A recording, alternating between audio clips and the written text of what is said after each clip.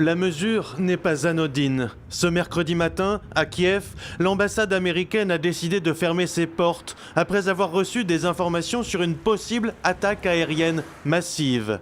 Une décision qui s'inscrit dans la soudaine escalade que connaît depuis le début de la semaine la guerre en Ukraine. À peine connue la décision dimanche des États-Unis d'autoriser les forces ukrainiennes à frapper en profondeur le territoire russe au moyen des missiles américains à longue portée, Kiev a tiré sa première salve dans la nuit de lundi à mardi. Du côté de Moscou, la réaction ne s'est pas fait attendre. Pour le Kremlin, une nouvelle ligne a été franchie. Si des missiles de longue portée sont utilisés depuis l'Ukraine vers le territoire russe, cela signifie qu'ils sont opérés par des experts militaires américains.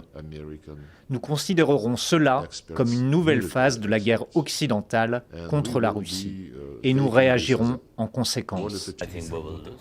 Dès mardi, au Kremlin, Vladimir Poutine agitait de nouveau la menace nucléaire. En signant un décret sur mesure, il autorise le recours à l'arme atomique en cas d'assaut aérien massif par un pays non nucléaire, mais soutenu par une puissance disposant de la bombe.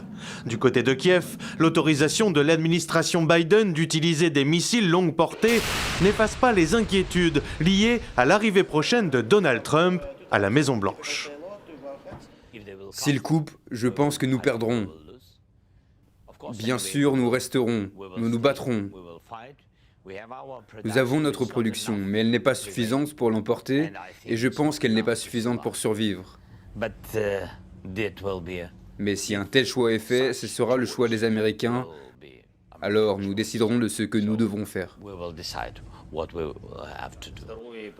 Outre les missiles à longue portée, l'administration Biden a aussi annoncé la livraison à Kiev de mines antipersonnelles non persistantes, c'est-à-dire équipées d'un dispositif d'autodestruction ou d'autodésactivation, une décision visant à ralentir l'avancée russe à Donetsk notamment.